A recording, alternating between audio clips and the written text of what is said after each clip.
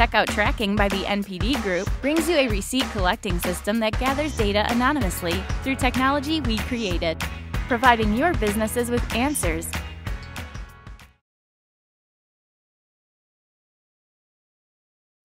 All right, we will begin round 2. We will slowly dwindle our numbers, I think. But anyway, so crafting AAA audio experiences on an indie budget. What does this look like? I got a bunch of slides that I'm probably going to ignore for a lot of things, but I wanted to touch on 2 key areas. The first being great game audio. You know, what makes a great audio experience in a game, and how does this differ from linear media like film or advertising or TV? And then jump into the budgets and talk a little bit about the money and how that affects everything. And then we can do a little Q&A if there's time. So great game audio. This is a PDF, so all the slides are sort of functioning. Great game audio. Music, sound, and dialogue are the core content experiences here. So music is pretty self-explanatory. Sound, you know, gunshots, UI, ambiances, Foley, the works, and dialogue, spoken word, voice acting. Those 3 kind of make up the primary content experience of audio, and those are the same in film. And a great film audio experience has great music, sound, and dialogue. But there's this whole other component that they're going to talk about in their next section, which is implementation, which is unique to game audio, and interactivity. And I just wanted to throw this up there as, you know, talking about great game audio. There's this whole other component that is not there that needs to be talked about and taken advantage of when designing an audio experience for a game. So keeping that in mind, why would you want to take some of your precious budget and allocate it toward music or sound? You know, what's the importance here? And I've distilled this into 3 areas, three things that I think are really important and evangelize audio. And the first is emotion. You know, audio is an extremely emotional component in your game. When you hear a sound in the world, it goes into your ears and it stimulates in your brain specific emotional processing centers and primordial emotional areas that visuals do not. That's just a fact. And so you can actually tap into that psychological, emotional experience very heavily through audio. You know, I'll open this up after I do these 3 things, maybe. The second is function. So audio can really support information-driven experiences as well, in addition to visuals. So like, say you're doing a boxing game and you punch a guy. You immediately know when you've made contact with the guy and whether or not it was a soft punch, a very successful hard punch. You know, the different layers there, you're instantly getting that feedback, you know, depending on the whoosh of the swoosh of the arm. And just driving information, you know, if you're walking down a hallway trying to sneak past someone, you hear footsteps of these guys. Maybe you've got an oxygen meter telling you how much you've got left. You know, we can drive very heavily information that's going to augment the experience and add another dimension to players that you really can't do with visuals, because we're able to absorb lots of audio information very quickly. Lastly, audio is very memorable. It's like, it can be iconic, and I had a few audio examples like the Xbox achievement sound. I'm sure you all just heard it. You know, that defines their brand. It gives you a little dopamine release when you get it, because you've unlocked something. You know, the Zelda unlock sound, you know, very, very satisfying, and that's because it's emotional, it's functional, it's telling you you've completed it, but it's defining a brand for players. And music, you know, the music of Final Fantasy, I always hear is like one of the first things that people mention when you say, you know, great game scores. It's always one of them, and it's defined their brand. Anyway, I don't know if you guys have some additional thoughts on, you know, these 3 areas, how they've affected your work. I would just add importance of audio also is that, you know, in the past when we worked on a lot of casual games that were just, you know, on someone's PC, a lot of people played at work and they didn't listen to the sound at all, and they're very simple games. Yeah. But nowadays, especially with mobile, it's getting more and more fancy. The games are becoming more and more AAA. Yeah. And I've always heard it said that if your game can be played on mute, it's not a very good game. Mm-hmm. And more people are using headphones, and more people are using Bluetooth speakers, and so the audio better be good, or else it will detract rather than help. Ditto. Second that emotion. I think, you know, for a long time we've got George Lucas telling us that audio is 50% of the experience, right? We've got, I just watched a Soundworks collection behind the scenes of Pixar's Inside Out, where Pete Docter had a really nice thing to say about audio as well. He said something like, audio is like lighting. It's like lighting. It's super important, but nobody really notices it. But it has a, you know, it's the other way around actually. He said, nobody really notices it, but it has a huge impact on the experience. So I think that's really, you know, what audio is all about. I think if a game can be played with the audio muted, then that says something about the implementation. That says that the audio that's happening isn't important. It's not providing cues to gameplay that are important to gameplay. For one, set aside all the emotional impact, of course, that's obvious, but, and I think that kind of speaks back to our earlier point of when should audio people get involved. Audio informs design, and I think if it's planned ahead like that. Sorry for going off on a tangent here, but. It's great. Good tangent. You mentioned brand, Richard, and that's something that I really like to focus on when talking about audio, because these companies put millions of dollars into branding their company, like Gap or Nike, and audio is just as important. Like, I wonder, if I ask Aaron, like, what's the first thing that comes to mind when I say Super Mario Brother? There we go. So brand is hugely important, and you should definitely be aware of how audio plays into that. Yeah, very true. Great. So let's see here. Budgets. So how does budget play into all of this? You know, the first question I always get is, how much do you charge? And you know, like I mentioned before, we can make an experience that's very deep. We can make an experience that's less deep, but still great. So it really comes down to what kind of experience are you looking for. So my first, you know, response is always, well, what's your budget? You know, and then we can tell you what we can give you for that amount. But things that play into that are things like deadline. Did you need it tomorrow, or do we have a year to talk about, you know, to flesh things out? Musical style, you know, this along with live players. If you need a solo piano piece versus something that's like full orchestral with, you know, choir, and you have, you know, things written that you want, you know, it's definitely going to affect the budget. So asking what we charge, again, very difficult without this information. Things like release platform, do we have to implement and target for, you know, 4 different systems, and then do the PS4 with the controller speaker and send some cool things there, or what? And then again, work for hire and license deals play a big part in I think, you know, how we can help mitigate cost when there is less of a budget, and I'll go into that in more detail later. And then also, you know, how much are you purchasing? You know, if you're buying an hour of music or 2 minutes of music, I mean, the per minute rate might be a little cheaper for the hour of music. It's kind of like Costco, right? But yeah, so there's all these factors. So just that, you know, send us your rate card or rate sheet. We definitely don't do that. We want to, you know, quote you for your project's needs specifically. So I think changing that question to be, you know, what type of experience can we get for this is a better question. I don't know if you guys have any thoughts on the budget question. You summed it up quite nicely. I'll let Aaron speak. Oh yeah, I was just going to say, I don't think anyone really has a rate sheet. You know, that's yeah, just I not always get that. done. Send us your rate card. No. You know, we always want to talk about your game in person first, do a Skype meeting or something. Mm-hmm.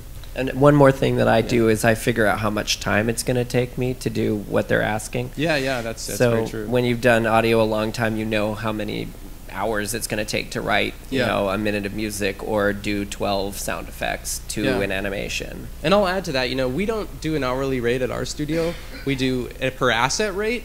And I think a lot of times developers will assign an intrinsic value, like this sound effect is not worth $50, or this piece of music is not worth $1,000. But it's the experience of these meetings that we've had, the revisions we're going to do, the implementation, the entire work experience. This, yes, you're right. This footstep is not worth $50 maybe, or whatever it is. But it's the entire process. Right, and that's a danger that I've encountered and had to kind of change my strategy. Exactly. When people are like, well, that quote is a little much, so we're going to not do these 5 sound effects. And I'm like, oh, no. It's that means I have to spend extra time on the other ones to make them sound okay, you know? Yeah, exactly. And like they'll take the number of minutes of music and the cost, and they'll be like, oh, well, this is this number for this, So looking at it like that is a great danger, I think, in assigning that value. Anyway, so cost breakdowns right on this target again. Oh, this slide. Just throwing up here a little look at all the different components, and I won't go into detail, but. Depending on the project, we'll charge differently for themes versus arrangements. Sometimes, say like it's a small mobile game that just needs a main theme for its menu, and then there's a desert level, an underwater level, a jungle level. We might do an arrangement of that piece of music and be able to charge less. So looking at, the play between the amount of work you're doing, it might not just come down to how many minutes of music. Sound, iterations we charge differently for if there's, sword swish 02, 03, 04 versus just the primary one we call 01, so there's a lot of complexities in the pricing that we are just trying to, make you aware of all the different components here. I don't want to spend too much time on this. So again, Casey mentioned these things like per minute music fee, per asset fee, flat project fee. We do a lot of that. I don't know, what do you guys mostly do in terms of, I'll throw these up, and what is your guys' preferred working method? So far, I'm getting away with charging per minute of music, which I like. Makes my time feel very valued. And I do per asset also. And it's just something I need to communicate with the developer to make sure that they know I'm not here trying to push assets on them like, oh, you need this and you need that. I'm there to make their game sound great. But as long as they understand that, per asset and per piece of music has worked really well for me. Yeah, like I said before, I often look at their asset sheet if there is one, or if we've put one together, and then I add up the time that it's going to take me, and then I pad it like crazy because there'll be revisions and meetings and all sorts of things you don't expect. I make a secret column that they can't see, or I delete it, and I just add it up and pad it a little more, and then there it is. And that's basically how I do it. To give them a line-by-line cost is flirting with trouble. Yeah, it's difficult. We do the project fee as well, too, where we'll look at the total cost and we'll say, okay, within reason, we'll do your whole project, all the sound that comes up for this much. And then that'll cost a little more, but, then they're kind of safe and guaranteed. They get that feeling that, what we're getting is we're going to get everything. Other times we'll also sometimes pre-sell 300 sound effects if we think that's around what the game will need. So then they don't need to worry about, specific ones. They know they've bought that, and we just kind of use them up as we go. So there's a number of solutions. The two things I want to add here, kind of specific to the indie world that we've been seeing more of recently, are back-end profit sharing or payment bonuses at specific milestones, like sales milestones. And these two things are things we've been experimenting with and had good luck with. So we've never done just a straight back-end profit sharing. It's always been like maybe, half of the fee or 75% of the fee up front or 25% of the fee up front, usually around half. And then, a small percentage, usually less than 5 of net sales on the back end. And that can, work out nicely if you, then it's you having faith in the product as well. So you're very invested in its success too. So I think that's a reasonable model for indies to follow. Have you guys done any of the back-end stuff at all yourselves? I haven't done the back-end stuff just because then I have to track it and trust them, I guess. Exactly. Not that I don't trust people, but I don't really want to spend my time dealing our with deals that. have been with the publishers, so they they track all that and they spit out that information since they're dividing the pie a million ways anyway.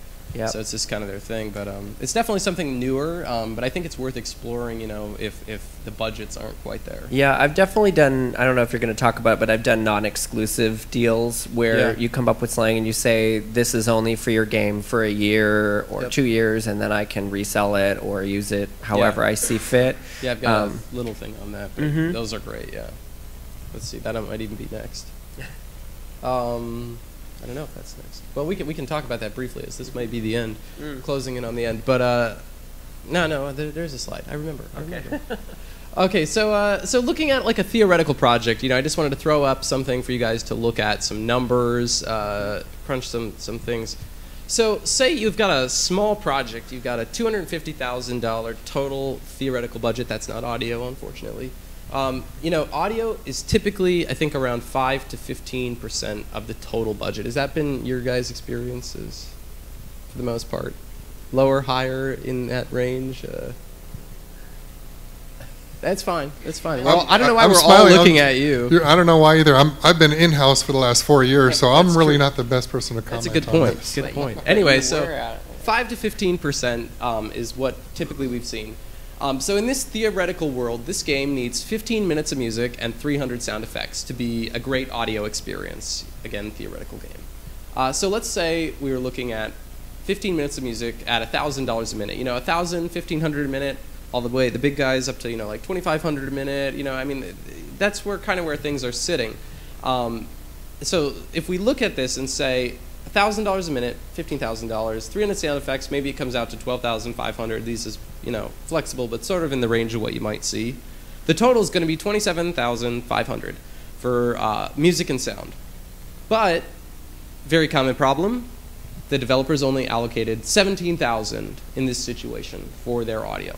So what can we do to reduce that cost but still get a great audio experience? And I think some of the things are, like you said, a non-exclusive agreement. And this would be where you hang on to your rights as the composer, but you say you can use my music in perpetuity, however you need in this project, and only in this project, but if it's the trailers or whatever, you get the exact same custom audio, but we potentially could relicense it to somewhere else. And you would say you've done deals like this as well?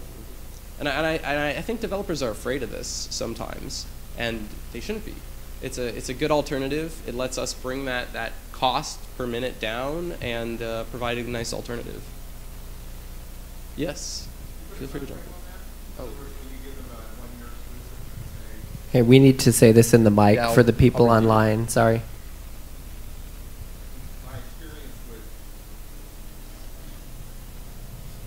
Sorry, yeah. My experience with those kind of deals is they'll want an exclusive, like for a year, and then it opens up to licensing after that. Boom, next line item. Oh, so sorry. No, not at all. No, so yeah. So the non-exclusive is one thing. The exclusive rate is another thing. So if you want a 1-2 year exclusive, that might be a little more expensive. Then you would go down with an exclusive. But another option is, say the developer can't afford. They want the work for hire. They can't afford it. You can say, okay, instead of paying $1,000 a minute, maybe we drop that a little. You pay that cost, and you get it for a year, exclusive for a year. But at the end of that year, you have the option to buy out that exclusivity. Maybe it'll be, for $12.50 a minute at the end of that year. You can predetermine that, but you can negotiate a way to delay them paying for the work for hire option. That's something I think that's interesting to explore as well. So, and then there's also exclusivity specific to industry. So you would say, I wouldn't license this to any other games. I would only do it to trailers or something else. So there's a lot of options. Basically, whatever you can imagine, you can write in. You've done the game exclusive contracts in the past too? Now, what's your experience with those been? We haven't actually done many of those. So. Yeah, no, I've had success with that. I think people's concern is that they're going to have some competing game with the same music track, so they actually are totally happy if it's a non-game use, like trailers, that kind of thing. Yeah, no, that's a good point. I've also had developers who say, this music is so beautiful, we want you to use it for other things. I mean, that's very rare, but it's pretty cool. I've yet to see that. Great, and then again, considering the profit sharing as an alternative. So you can't afford, there's that $10,000-ish gap here. Maybe we use it. Maybe we do a combination of these. We make it an exclusive license for a year. We do 3% profit sharing or some payment milestones. And then segueing into the next presentation, maybe you can actually reduce the number of minutes of music you need through things like interactivity and middleware. And layered approaches, which they're going to talk about everything, but a lot of that stuff, taking advantage of something that will make your player's experience better will actually be able to save you money, which is a nice thing, I think. So just summarizing again, music, sound, and dialogue, implementation, huge part. They're going to go into it. But music, sound, it's emotional, it's functional, it's memorable, and iconic. Budgets, we're looking at 5 to 15%, and you know, I'd love to see more people considering back-end payments when they can't afford great experiences instead of just licensing from Audio Jungle, and considering, you know, license agreements as well. So, if we have time for 1 or 2 questions, maybe. Professor Mike. I'm not a professor. In the world now, when you're talking about these cost per minute on music, it tends to then give the hint that you're doing linear music. When you're doing more interactive stuff, how do you actually define how long a track is when it could be 3 minutes of things you've made but designed to play anywhere up to 15 minutes of non-repetitive?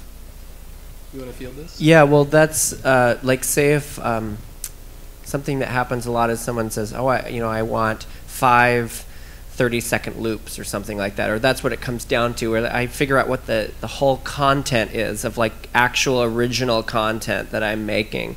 And so I treat that as one long loop, whereas I know it's never going to play like that. It's going to be chopped up and implemented to randomize by section, that kind of thing. But usually there is some sort of, you know, like, there's this much material. If I'm just stripping out, like, certain instruments and doing stems, you know, obviously that doesn't require more labor. That, you know, what I would charge for that is my time implementing that and my expertise implementing that. So I think when I charge per minute of music, it's very specific to content that needs to be created. And then if there's an aspect of that that's handling implementation and variation of the same content, then that's going to be kind of a separate line item. But like I said before, I'm very, very wary about, like, giving them the breakdowns of everything. Just not, I like to be, you know, open, but it's like it gives the wrong idea. A lot of the expertise and the time for an audio person is not just giving you some asset, you know. So that's how I handle it. Yeah, I think the amount of time it takes to bounce out stems that you're going to use interactively is pretty minimal in the whole composition scheme of things. So if I was paying a composer to do that, and if they wanted a little more for that time, that'd be one thing, but it wouldn't be the per minute price at all. Yeah, no, agreed. I think for us it's more something that we talk about and decide, so we write from the beginning with that in mind. You know, we build those layers, we build those stems, knowing we're going to bounce them out, but it's just something we keep in mind from the beginning so we can create those layers if that's the situation. Yeah. Great. Anything else? Anyone else? Well, I'll just throw up here my email if you want to email me about anything. But also, you know, I know we talked briefly about agreements. At this website, if you can see it, hexanyaudio.com/agreements, there's a password. It's game audio. There's a work-for-hire agreement up there and a license agreement that we put up that we use on most all of our projects. That's very fair for both parties. You know, it talks about indemnification and everything, and I think it's a nice template. If you want to use it, please feel free to. There's some blurb about it, and yeah, just putting that out there, trying to get people using better contracts, fairer contracts for everybody. So good information there.